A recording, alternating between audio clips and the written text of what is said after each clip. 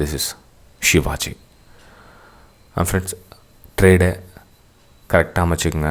நான் வந்து எல்லா மார்னிங் அப்டேட்லேயும் அதை தான் சொல்கிறது.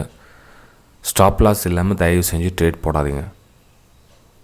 ஓகே, அதே சமயத்தில் நீங்கள் என்ன பிளான் பண்ணுறீங்களோ அந்த பிளான் அந்த இடத்துல ப்ரைஸ் போகிற வரையிலும் வெயிட் பண்ணுங்கள். ஒன்று உங்களுடைய ஸ்டாப் லாஸ் ஹிட் ஆகட்டும், இல்லை அந்த ப்ரைஸ் அந்த இடத்துல போய் சேரட்டும்.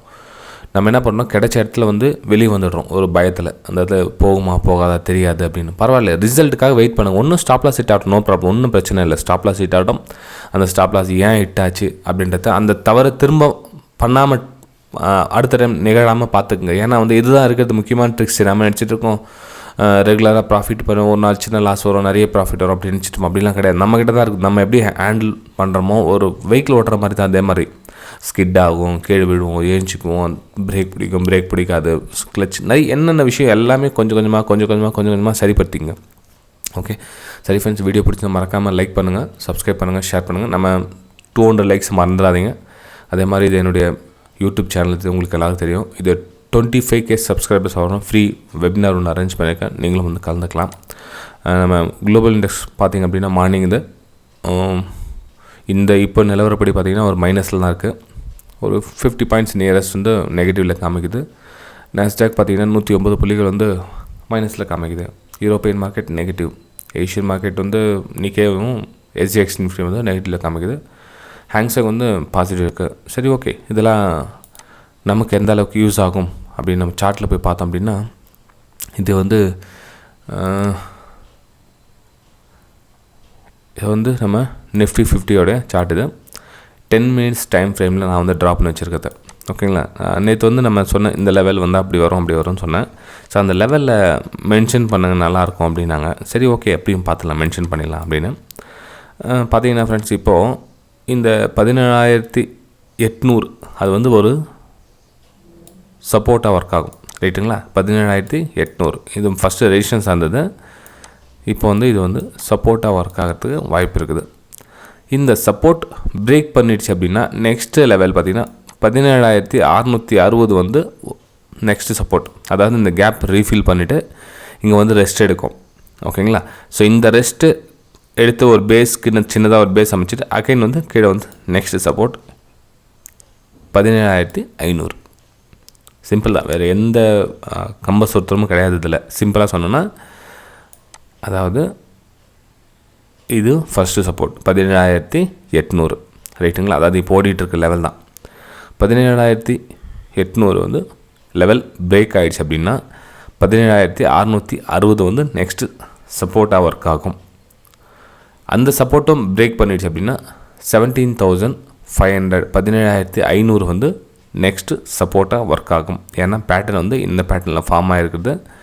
இங்கே வந்து நெக்ஸ்ட் சப்போர்ட்டு இது ரெசிஸ்டன்ஸாக ஒர்க் ஆகும், இந்த பேட்டர்னில் ஒர்க் ஆகும். ஓகேங்களா, ப்ரைஸ் ஒரு வேளை இங்கேருந்து கொஞ்சம் சஸ்டெண்ட் ஆகி நின்றுடுச்சு அப்படின்னா திரும்ப இது ரெசிஸ்டன்ஸாக ஒர்க் ஆகும். 17,900 வந்து அகைன் வந்து உங்களுக்கு ரெசிஸ்டன்ஸாக ஒர்க் ஆகும். ஓகே, நிஃப்டியை 50 பொறுத்தவரையிலும் இந்த மாதிரி தான். ஏன் அப்படின்னா ப்ரைஸு ஈவினிங் டைம் பார்த்தீங்கன்னா உங்களுக்கு எந்த மாதிரி க்ளோசிங் கொடுத்துருக்காங்க பாருங்கள். கொஞ்சம் ஜூம் பண்ணி காமிக்கிறேன். நேற்றுடைய நிலவரம் எப்படி பார்த்தீங்கன்னா ப்ரைஸு இங்கேருந்து மூவ் ஆகிருக்காங்க அப்படின்னா 17,500லேருந்து 17,900 17,500 இல்லை 17,600லேருந்து 17,000 கிட்டத்தட்ட 300 பாயிண்ட்ஸ் வந்து மேலே ட்ராவல் பண்ணியிருக்காங்க. அதாவது கேப் அப்பு இது கிட்டத்தட்ட வந்து பாதி point gap up 150 point gap up ஆகிடுச்சு. அதுக்கப்புறம் திரும்ப 150 அங்கேருந்து ரேலி பண்ணியிருக்காங்க. ஓகேங்களா, ஸோ இது மொத்தோடைய ரேலியோடைய கரெக்ஷன் வந்து கீழே பார்த்தீங்கன்னா 17,800 வந்து சப்போர்ட் எடுத்துருக்காங்க. ஓகேங்களா, ஸோ இந்த சப்போர்ட் மெயின்டைன் பண்ண முடியல, பிரேக் டவுன் ஆகிடுச்சு அப்படின்னா கீழே இந்த வந்து நெக்ஸ்ட் சப்போர்ட்டாக எடுக்கிறதுக்கு ட்ரை பண்ணுவாங்க ஃப்ரெண்ட்ஸ். ஓகேங்களா, இந்த சப்போர்ட்டை பிரேக் டவுன் ஆகிடுச்சுன்னா அகைன் கீழே. ஸோ நம்ம என்ன பண்ணலாம்னா இந்த இடத்துல நம்ம ட்ரெண்ட் லைனு இந்த மாதிரி ஆங்கிளில் என்னது ட்ரெண்ட் லைனாக போக மாட்டேது,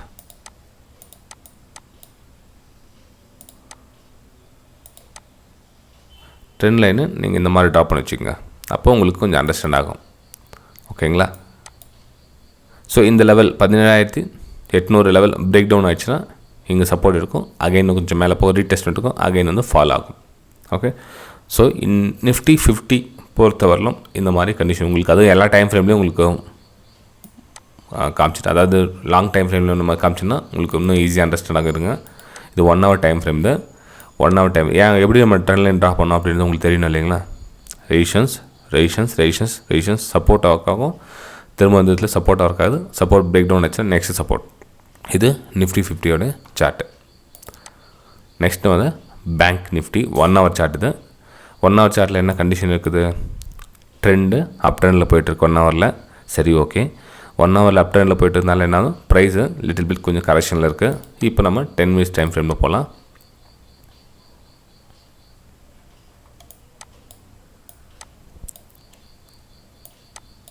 டென் மினிட்ஸ் டைம் ஃப்ரேமில் பார்த்தீங்கன்னா இது இந்த சப்போர்ட் வந்து இப்போ நெக்ஸ்ட்டு சப்போர்ட்டாக ஒர்க் ஆகும். ஓகேங்களா? அதாவது 41,200 ஒரு சப்போர்ட்டாக ஒர்க் ஆகும். ஓகேங்களா? அந்த சப்போர்ட் பிரேக் டவுன் ஆகிடுச்சுன்னா நெக்ஸ்ட் லெவல் வந்து பார்த்திங்கன்னா இது வந்து சப்போர்ட் ஆகும். அது கேப் ரீஃபில் பண்ணுது இல்லைங்களா? ஸோ கேப் ரீஃபில் பண்ணோன்னே நெக்ஸ்ட்டு சப்போர்ட்டாக ஒர்க் ஆகும். நீங்கள் அதுக்கு ட்ரெண்ட் லைனை இங்கேருந்து ட்ரா பண்ணிக்கலாம்.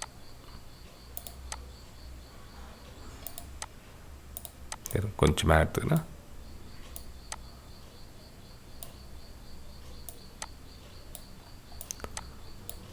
ஓகே, மேபி இந்த சம்வேர் 10 லைன் டச் பண்ணுறதுக்காக அந்த சப்போர்ட்டாக நெக்ஸ்ட்டு வேலை செய்யும். 41,200 நெக்ஸ்ட் லெவல் சப்போர்ட் லெவலில் இருந்து 41,200.